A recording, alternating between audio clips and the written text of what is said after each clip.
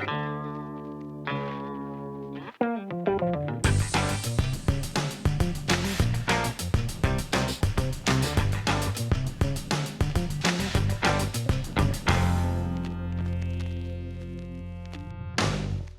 vous fait partie des icônes de la télé, enfin Oh, des monuments. merci, j'adore entendre ça. Ah oui, je sais, c'est pour ça que je suis un peu démago. Non, moi j'avais bien aimé, on vous a invité parce que je trouve que vous avez un ton un peu différent. Que vous avez ouais, du parler vrai, c'est-à-dire, en plus, c'est de plus en plus rare, mais vous ne refusez pas votre âge, ça c'est Oui, bien. c'est vrai.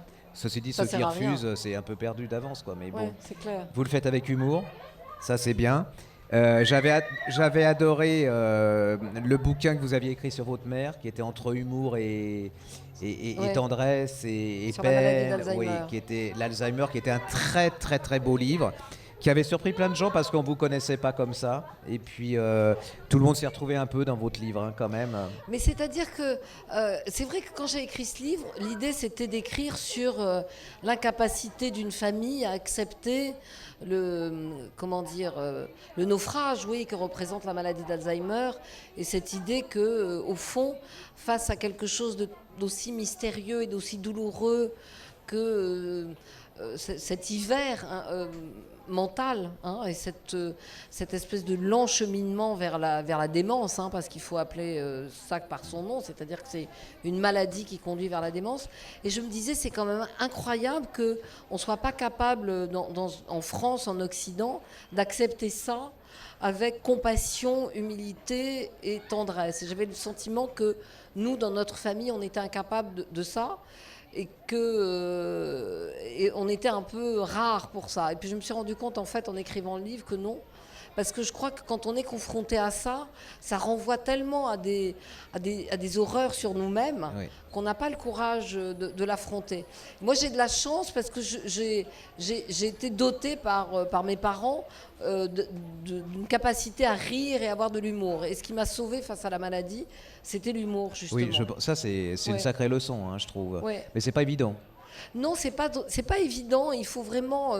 Mais je trouve que d'une certaine façon, dans la vie, on manque singulièrement d'humour. Alors, je vais faire une petite digression. Moi, ce que j'adore oui, c'est cette capacité qu'on a normalement en France à avoir de l'esprit. Alors, je sais que les Britanniques, je rends hommage à l'esprit britannique, hein, qui est voilà, c'est bien. À l'honneur aujourd'hui. Je sais qu'on donne beaucoup les Britanniques du sens de l'humour, mais je trouve qu'il y a un esprit français qui est justement celui d'avoir de l'esprit, d'être spirituel, et c'est une qualité normalement qui devrait appartenir aux Français. Je trouve que de nos jours, on a un peu tendance à perdre notre esprit. C'est une denrée rare quand même, hein. L'humour et le recul, c'est pas extraordinaire en ce moment. C'est clair. Et ça, alors ça, c'est une partie de vous qu'on voit. Et puis, moi j'adore ça, c'est quand on dit c'est encore mieux à 50 ans. Oui.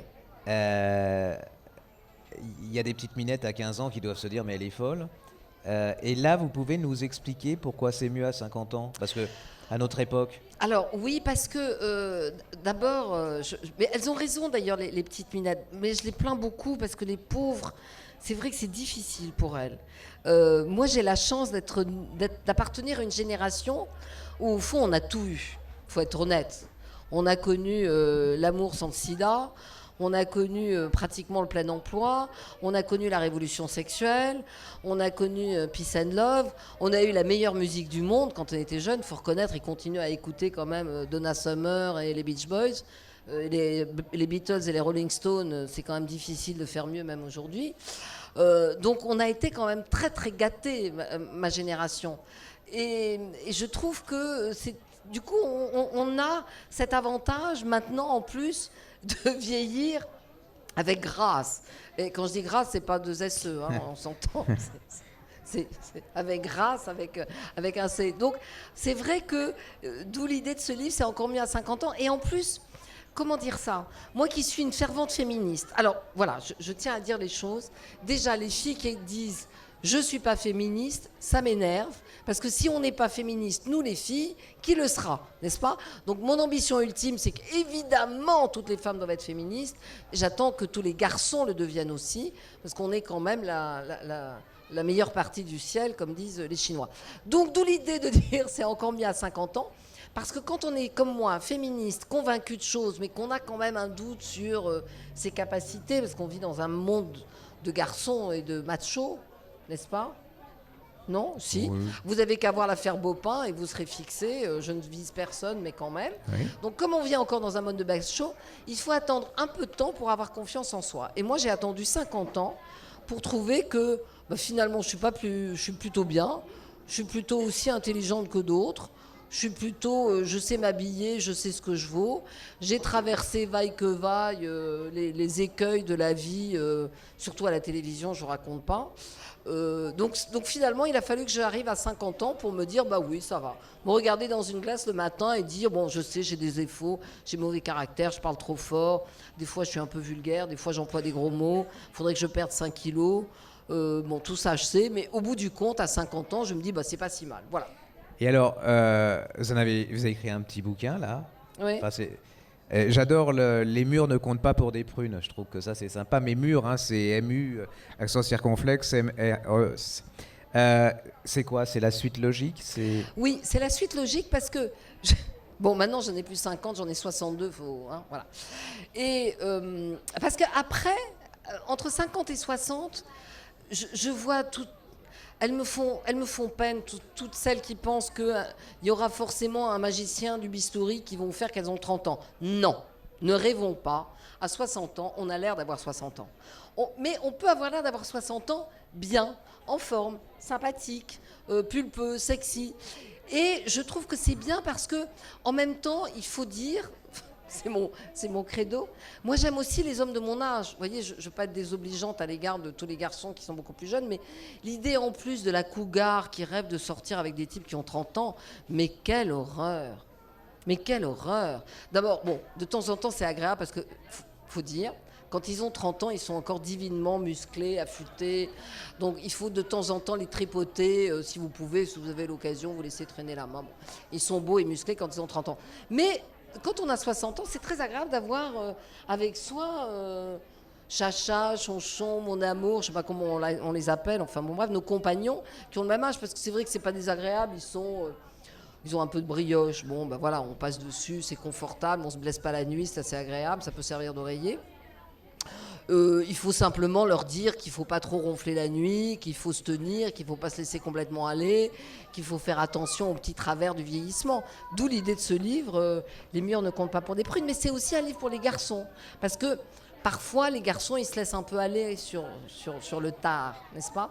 Donc ils pensent que c'est plus la peine de s'entretenir. Bah si, justement. Plus le temps passe, plus il faut faire des efforts, parce que plus c'est difficile de rester sexy, mignon et en forme. Il y a des trucs qu'il faut leur dire, c'est-à-dire oui, il faut faire attention à son apparence physique, son hygiène corporelle, s'interroger très sincèrement sur la nécessité ou pas de se teindre les cheveux. Il y a un âge où c'est ridicule, tout le monde sait qu'on a des cheveux blancs passé un certain âge, donc ça ne sert à rien de se teindre les cheveux. Des choses de bon sens et des choses qu'on peut dire avec beaucoup de tendresse quand on a 60 ans à son petit compagnon, à son compagnon chéri. Donc en quelque sorte, au début, on pensait que c'était un livre pour les femmes, mais en fait c'est un livre pour les hommes. Mais oui, parce que, voilà, je reprends l'ancienne sur le féminisme. Je suis une féministe qui adore les hommes. Vous n'êtes pas contre les hommes, vous êtes avec les hommes. Non, je ne peux pas me passer d'eux. Mais en même temps, on est là pour les aider, parce que c'est vrai que des fois, ils se trompent, quoi. Vous avez un côté quand même, un côté maman quand même, hein. Il faut nous aider, on est un peu mais oui, parce que vous avez des vieux ados. Mais oui, parce que vous avez un truc très très compliqué, c'est-à-dire que vous pensez que tout procède du sexe. Tout ne procède pas du sexe. Et de temps en temps, il faut vous dire qu'on vous aime quand même avec tous vos défauts et tous vos travers. Et que quand vous atteignez 60 ans, parfois, vous, les garçons, vous pensez que si vous vivez avec une petite jeunette de 30 ans, vous allez rester jeune éternellement. Mais non, vous serez juste malheureux parce que les jeunettes de 30 ans, des fois, elles sont très fatigantes aussi. Voyez, je vais être un peu primaire, vous voulez dire qu'après une opération de la prostate, vous pouvez nous aimer encore ? Mais oui, on vous aime même quand vous avez des pannes. Mais on s'en fout. En plus, des fois, ça repose. Il faut reconnaître aussi, nous aussi, parfois, on n'est pas complètement non plus tourné sur les choses de l'amour. Alors, c'est important de continuer parce que c'est comme tout, hein, ça ne s'use que si on ne s'en sert pas. Donc il faut garder un peu d'entraînement. En plus, comme ça, je ne suis pas spécialiste de la santé, Marina ferait ça beaucoup mieux que moi, mais il paraît que ça évite le cancer, toutes sortes de cancers quand on continue à s'envoyer en l'air régulièrement. Donc il faut le faire de façon évidemment raisonnable, c'est pas non plus les Jeux Olympiques. Hein, Et à consommer avec modération. Non, sans modération, avec tous les plaisirs sont là, mais Ah oui, on carrément. n'est plus obligé. Ah bah oui, non, quand même, faut continuer. Ah oui. Faut se forcer de temps en temps. Ah oui. Faut se forcer. Vous êtes une bête. Ah bah non, mais de temps en temps, on oublie et puis on se dit, mon Dieu, ça fait combien de temps? Ah, mon Dieu, c'est là. Bah oui, il faut se forcer de temps en temps, sinon on oublie.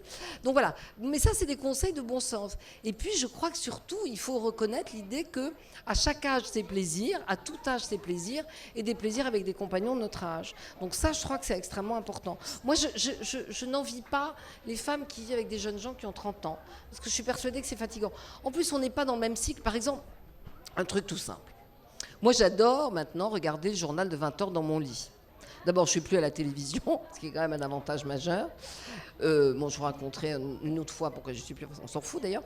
Mais je trouve que c'est tellement agréable de dîner tôt et de se mettre au lit de temps en temps à 20 heures et regarder le journal dans son lit, c'est un enchantement pour moi.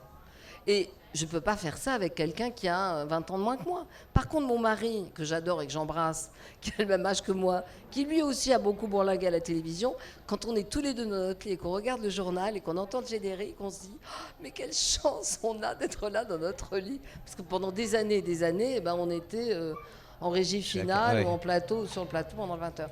Donc ça, c'est un plaisir qu'on ne peut partager qu'avec des gens de son âge. Puis la morale, c'est un peu d'écouter l'autre. J'ai pas entendu. La morale, c'est d'écouter l'autre. La morale, c'est d'écouter l'autre. Et la morale, c'est le partage. Et la morale, c'est le plaisir. Je crois que la dimension plaisir dans la vie est absolument essentielle. Et qu'il faut savoir ce qui fait plaisir. Et je crois qu'à chaque âge, il y a quelque chose qui fait plaisir. Et ça, il faut le trouver. Je pense que, comment dire, l'optimisme, la gaieté, l'esprit, le plaisir, ça fait partie justement de l'esprit français et que c'est quelque chose qu'il faut cultiver. Moi, par exemple, j'adore l'idée d'être une femme française. Ça me plaît infiniment. Je trouve qu'il y a quelque chose de merveilleux dans l'idée qu'on est une femme française et qu'il faut qu'on soit à la hauteur de notre réputation.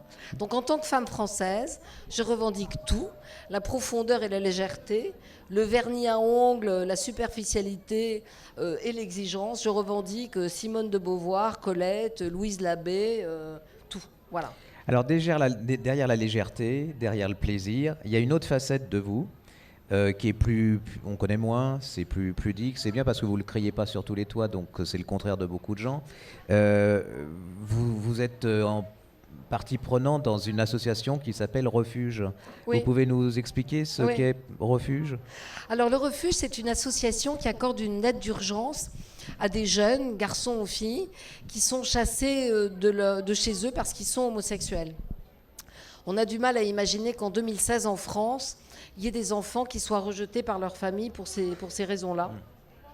Mais là, ça existe. Et on accueille des jeunes qui ont entre 18 et 25 ans et qui, parfois du jour au lendemain, de façon très brutale, parfois le jour de leur anniversaire, le jour de leurs 18 ans, s'entendent dire on veut plus de toi à la maison parce qu'on ne supporte pas d'avoir un fils ou une fille homosexuelle, un garçon gay ou une fille lesbienne. Et donc ce sont des jeunes qui se retrouvent complètement démunis à la rue, parfois sans papier, et on les accueille, on les encourage, on leur dit que on peut avoir des parents complètement intolérants, mais que c'est pas pour ça qu'on ne vaut rien dans la vie, qu'on doit être heureux quelle que soit son orientation sexuelle. Et je voudrais dire que c'est extrêmement compliqué la sexualité quand on est jeune. C'est vrai pour tout le monde et c'est encore plus compliqué quand on est homosexuel parce que on doit combattre des tas de tabous, d'idées reçues et on voit bien qu'on est dans une société complètement intolérante pour ça. Je ne veux pas évoquer ce qui s'est passé à Orlando, mais je veux dire, c'est très violent quand même tout le temps. Et ces jeunes, ils ont besoin qu'on les aide. Alors, on les accueille, on les recueille. C'est pas une colonie de vacances, c'est-à-dire qu'il y a des règles très strictes. Il faut se lever le matin. Il y en a qui passent le bac, qui sont encore en terminale, donc il faut qu'ils retournent en cours. Parfois, on les aide à récupérer des papiers parce qu'ils se retrouvent sans papier, sans rien. Et on les remet sur le chemin de la vie. C'est comme dans ce film Va, vie et deviens. Et on leur dit que voilà, on est là. Mais je dois dire que c'est très gratifiant parce que ce sont des jeunes qui sont tellement paumés qu'ils donnent aussi beaucoup. Moi, quand je vais les voir et que, vous avez dit, c'est mon côté un peu maternante, je fais des câlinos, je les engueule. Je les engueule aussi, parce que quand même, hein, je leur dis, voilà, c'est pas bien d'être chassé de chez soi parce qu'on est homosexuel, mais en même temps, il ne faut pas non plus être chiant comme la mort. Parce que, Oui. hein, si on passe son temps à injurier papa, maman, être désagréable, à un moment donné, c'est normal de se faire engueuler. Donc voilà, donc, je les remets un peu dans le droit chemin, parfois, mais c'est pas, non, je rigole, la plupart du temps, c'est pas nécessaire. Et puis on les aide à aller sur le chemin de la vie, oui. Alors ça veut dire qu'il y a des engagements, il faut beaucoup d'argent parce qu'on loue des appartements relais, c'est dans toute la France. Avec le président qui est à Montpellier, Nicolas Noguier, qui a eu l'idée de cette association il y a plus de 10 ans. Et c'est surtout l'idée de faire passer un message de tolérance et de dire à des parents, voilà, soyez parents jusqu'au bout. Si votre enfant est désagréable, engueulez-le, mais ne le mettez pas à la rue parce qu'il ou elle est homosexuel, parce que ça, c'est inhumain. C'est inhumain en 2016 d'être rejeté en raison de son homosexualité, c'est pas possible. Ben voilà, vous avez vu, c'est ce qu'est une femme, derrière la femme télévisuelle, derrière l'image comme ça qu'on aime, qu'on n'aime pas, qu'on peut juger superficielle, et ben c'est pas du tout ça. Allez voir le site de Refuge. Oui, et puis, absolument. Donner voilà, de donner, l'argent. ça c'est une bonne chose. Et puis ça correspond à l'esprit du salon. En plus, le partage, l'écoute de l'autre, le respect, et puis la générosité, la chaleur humaine. Je vous remercie beaucoup Merci à cette vous. rencontre. Merci à vous. Merci.